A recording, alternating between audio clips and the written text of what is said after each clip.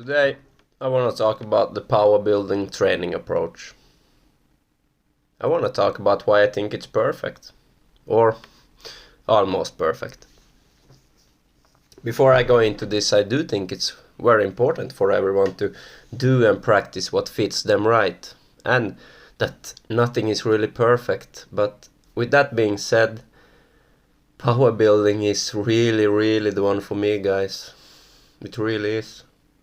But the reason why I call it almost perfect is because, just like anything else, there's nothing in this world without both pros and cons, depending on your general values and goals with your training. But for me, it's really close to perfect. Yeah. I mean, it doesn't matter how many times I switch up my regime to, let's say, only bodybuilding or only powerlifting or more straight up endurance training. In the end, I always seem to end up going back or even staying with the power building approach, because I know, even without intention, that it works really great for me. And that's the most important part here. But what is power building then? If there's any listeners out there that aren't familiar with this power building training approach, I would explain it just as the name indicates. It's a mix, or a, let's say, hybrid of bodybuilding and powerlifting. An approach with the goal of both strength and hypertrophy. It's power building. A good way of looking at it is, for example, training heavy compounds with an additional of accessory movements, so-called hypertrophy exercises, with more increased reps with maybe decreased weight to fill in that bodybuilding part. It's like killing two birds with one stone. I mean, this is simply the biggest reason why I love it. It's a quite basic reason, but it's the truth. It's the best of both worlds. Who doesn't wanna be big and strong? This is not for everyone though. I do think if you wanna start and exceed your career as a powerlifter, the powerlifting route could be better. But you could still achieve great powerlifting results with this power building approach. Same with bodybuilding. If you wanna compete, most people will benefit of a more hypertrophic dominant training block to get ready and prepare for a bodybuilding show. But I do think here again that a power building block or program still would do a pretty good job. So it all comes down to your goals and simply how you and your body adapts to each and different type of programming. I mean, a lot of record holders in the powerlifting scene, at least the past few years, are power builders. But then again, everyone's different. Everyone's built different. Some people maybe need more stimuli from a program like the power building one, or some need the same with the powerlifting one to achieve greater strength goals or greater performances when it comes to aesthetics or endurance or so on. But like I said, it's not for everyone. Something that works well for me, maybe, but doesn't at all have to work for you. Like I mentioned in previous episodes too, everyone's different. This isn't just about your type of training approach, it's also the same with technique in specific lifts and how you approach your training in general. You need to find your role, your niche, your style. I mean, there will always be a foundation of how you should execute a lift, how you should approach each and every training split or block, but when you got the foundation, the basics, you gotta make it your own. Or you don't have to, but in majority of cases, I believe this is the way to go. Let's put it like this. I think it's important to use your so-called weapon, your tools, to benefit in the lifts themselves. This is quite obvious, but I still want to highlight it. Take me, for example.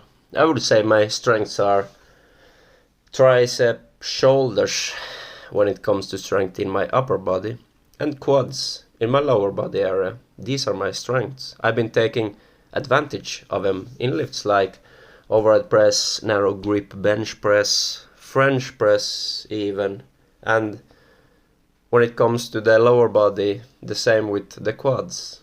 I've been doing a lot of quad dominance movements like flat squats or high bar squats in the past few months, even years.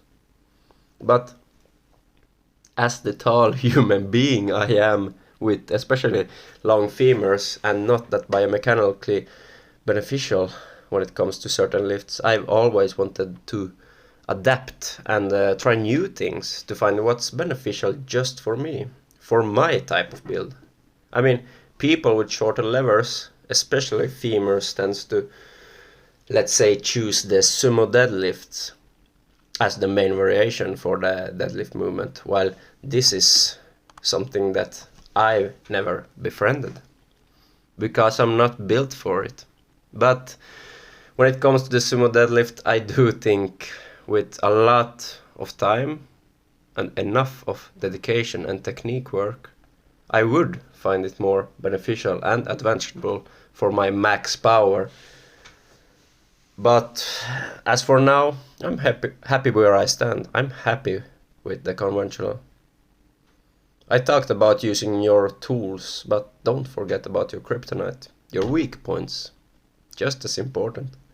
I mean, this is one thing I learned about my training is that I need more balance. I put far more focus on my strength during the years without giving my poor weaknesses as the endurance part any attention at all. I mean, I'm noticing it. Recently, I've been focusing far more on my weak points with a balanced structure of prioritizing my strengths as well, and I'm getting really great improvements. Really great improvements. This is something that the powerlifting approach really does a good job with. It wasn't before I started out with powerlifting I actually thought about this element. It's quite hilarious now when I think about it, but yeah, it really helped me understand why a certain stage of a lift was lacking and how I could strengthen it. I mean, you were weak off the floor in the deadlift, practice more poses or something like that, or weak off the chest in the bench, practice more pin press. Like, for me, these recent months, I upped my rep ranges in my big lifts because I lacked stamina. I lacked endurance because without the endurance to actually progressive overload, you can't progressive overload, and can you? And without that, you can't really get stronger, can you? So it was quite obvious, wasn't it? But going back to the pros and cons, I mean, I also love power building because it's way more enjoyable. You get more time under tension work. You actually get that pump and you get that strength stimuli. The cons I could see with this would maybe be that it's quite time consuming.